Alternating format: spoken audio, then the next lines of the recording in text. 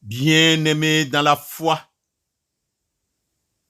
écoutons une recommandation de Paul l'apôtre aux Philippiens chapitre 4, le verset 8. Au reste, frères, que tout ce qui est vrai, tout ce qui est honorable, tout ce qui est juste, tout ce qui est pur, tout ce qui est aimable, tout ce qui mérite l'approbation, ce qui est vertueux et digne de louange, soit l'objet de vos pensées. Amen. De cette exhortation que nous faisons nôtre pour vous, recevez nos salutations en Christ. Prions le Seigneur. Éternel Dieu, fortifie-nous au début de cette journée. Que tes yeux se posent sur les nôtres pour nous guider. Conduis-nous vers nos lieux de travail, d'études ou de toute activité. Donne-nous ton assurance et protection. Remplis-nous de ta plénitude pour briser d'éventuels déserts et bruits qui se produiront autour de nous. Ton rayonnement béni recouvre la cime de nos pensées. À la gloire de ton Fils Christ Jésus, notre Sauveur et Rédempteur, nous te prions. Amen.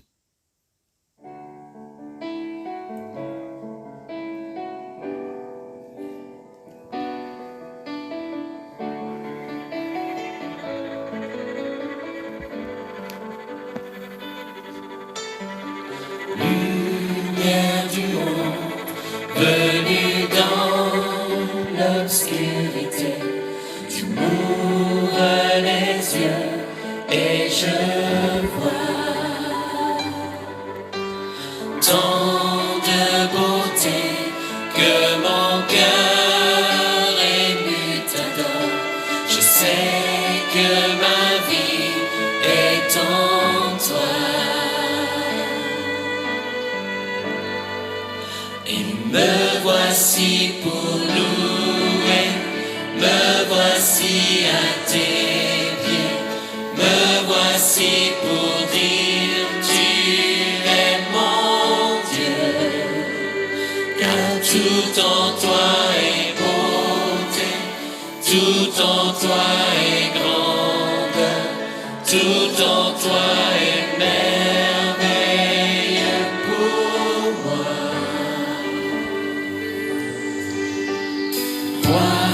Éternel, élevé au-dessus de tout, ta gloire resplendit dans le ciel. Tu es venu humblement sur cette terre, tu t'es donné par amour. Et me voici pour louer, me voici à tes pieds, me voici pour dire tu es mon Dieu. Car tout en toi est beauté, tout en toi est grandeur, tout en toi est merveilleux pour moi. Me voici.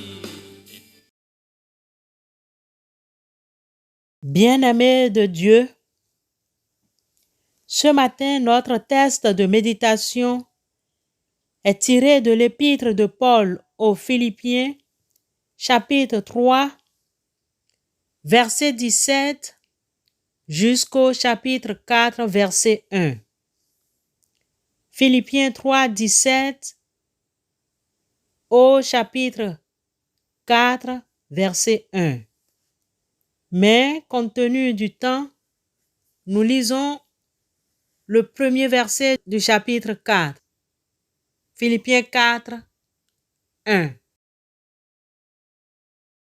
C'est pourquoi, mes bien-aimés et mes très chers frères, vous qui êtes ma joie et ma couronne, demeurez ainsi fermes dans le Seigneur, mes bien-aimés. Amen. Demeurez ainsi ferme dans le Seigneur, mes bien-aimés.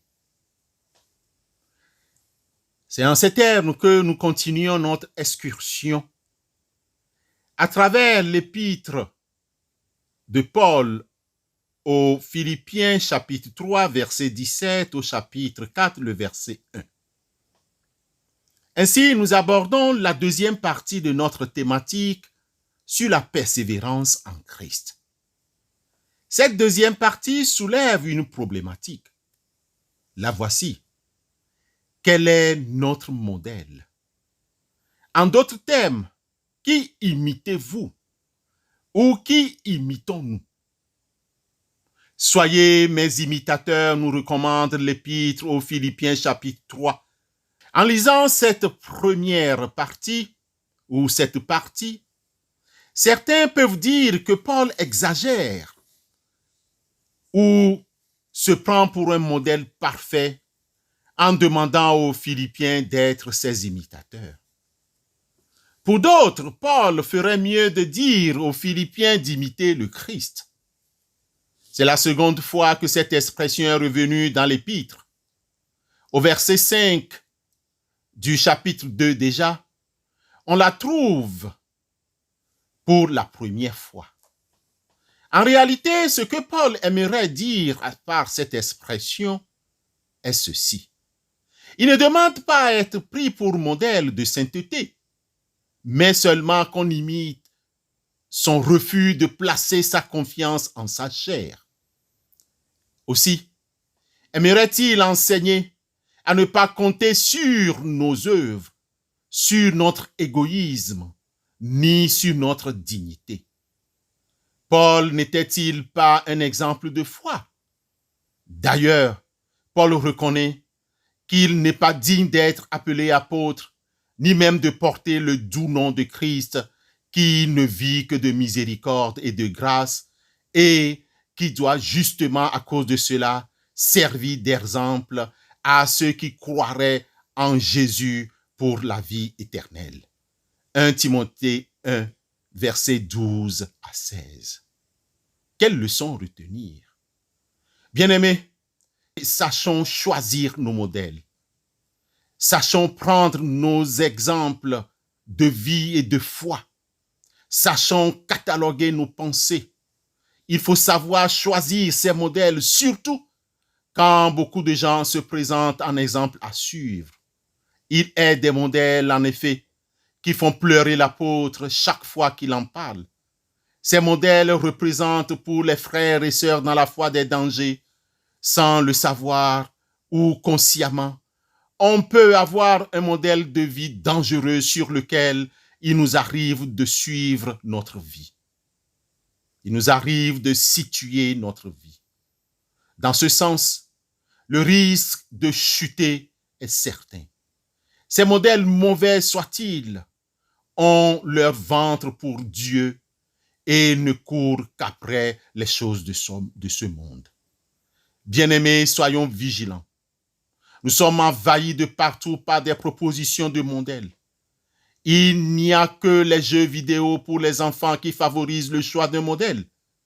Des films qui mettent en scène des gangsters de tout genre, des tricheurs, des voleurs, des drogués ou des pervers parfois sympathiques. Il y a aussi la publicité omniprésente à la télé, sur Internet, sur les réseaux sociaux, bien sûr, mais aussi dans les revues, sur les affichettes, au cours, dans chaque coin des rues, dans les transports en commun, etc. Des publicités qui nous présentent des catégories de personnes comme modèles à suivre. Elles présentent des gens qui sont beaux, qui sont riches, qui gagnent par des ruses leur vie, qui réussissent, qui profitent de la vie. Des gens qui s'habillent pour se démarquer des autres. Les jeunes qui s'amusent bien avec des discothèques où l'on boit pour rire, etc.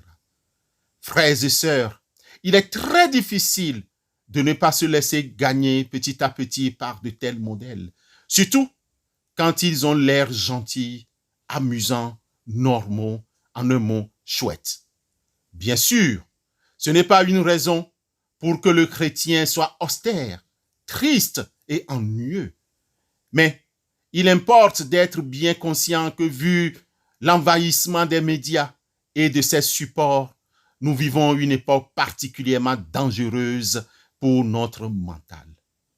Pour Paul et nous aujourd'hui, faisons attention à ces genres de modèles et à tout ce que nous présente le monde.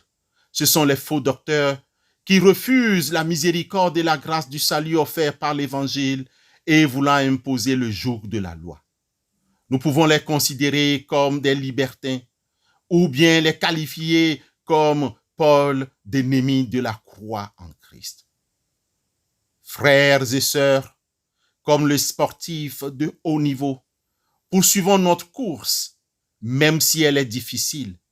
Persévérons et n'oublions pas que nous formons une équipe dans la foi et que chaque membre de l'équipe a besoin de l'autre pour remporter finalement le prix que Dieu promet à ceux qui surmontent l'épreuve.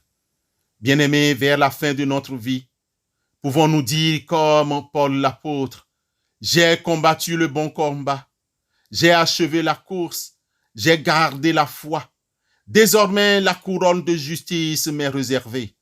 Le Seigneur, le juste juge, me la donnera en ce jour-là, et non seulement à moi, mais à tous ceux qui auront aimé son apparition. » 2 Timothée 4, les versets 7 et 8. Amen. À lundi, si Dieu le veut.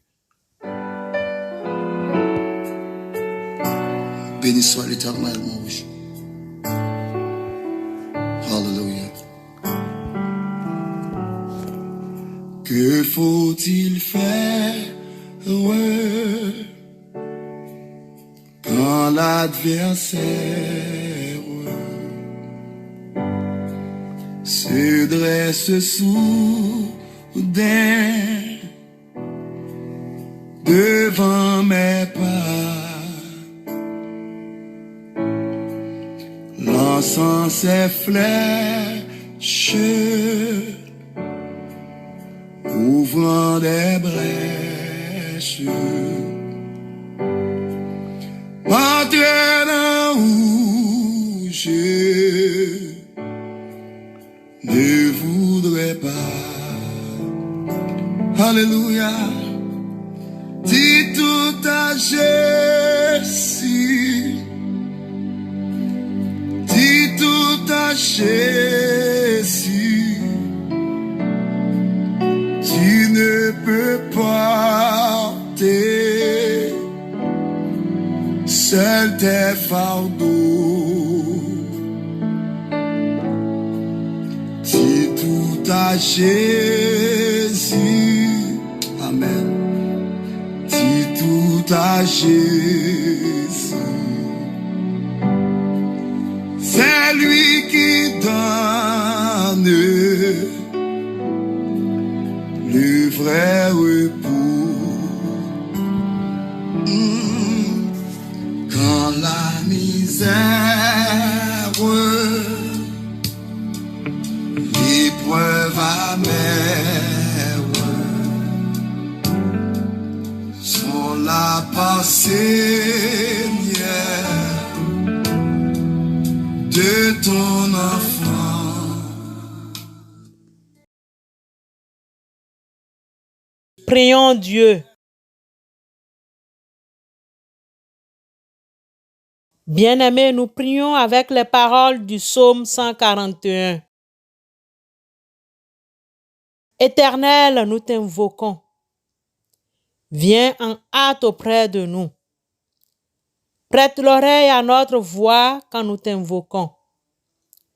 Que notre prière soit devant ta face comme l'encens et l'élévation de nos mains comme l'offrande du soir. Éternel, mets une garde à notre bouche, veille sur la porte de nos lèvres. N'entraîne pas notre cœur à des choses mauvaises, à des actions coupables avec les humains qui font le mal, et que nous ne prenions aucune part à leur festin. Que le juste nous frappe, c'est une faveur. Qu'il nous châtie, c'est de l'huile sur notre tête. Notre tête ne se détournera pas, mais de nouveau, notre prière s'élèvera contre leur méchanceté. Que leur juge soit précipité le long des rochers, et l'on écoutera nos paroles, car elles sont agréables. Comme quand on laboure et qu'on fend la terre, ainsi nos eaux sont dispersées à l'entrée du séjour des morts. C'est vers toi, Éternel Seigneur, que se tournent nos yeux. C'est auprès de toi que nous cherchons un refuge. N'abandonne pas notre âme. Garantis-nous du piège qu'ils nous tendent et des embûches de ceux qui font le mal. Que les méchants tombent dans leur filet et que nous échappions en même temps. Amen.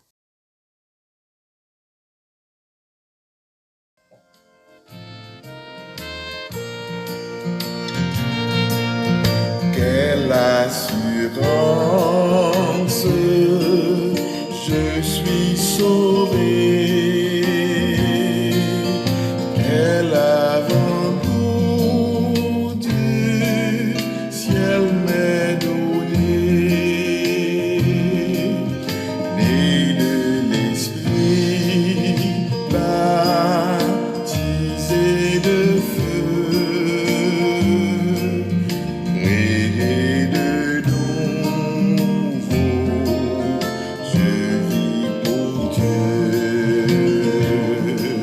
C'est mon cantique, c'est mon histoire. Alléluia, je chante à sa gloire. Gloire, alléluia, gloire au Sauveur.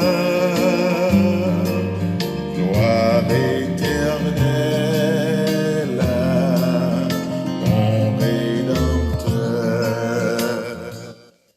Bien-aimés, recevons la bénédiction de la part de notre Dieu. Béni soit l'Éternel Dieu, qui seul fait des choses merveilleuses. Béni soit à jamais son nom glorieux, et que toute la terre soit remplie de sa gloire. Amen. Amen. Que le Seigneur vous bénisse et vous garde. Que le Seigneur tourne vers vous son regard et qu'il vous donne la joie. Allez dans la joie et dans la paix du Seigneur. À lundi, si Dieu le veut. Amen.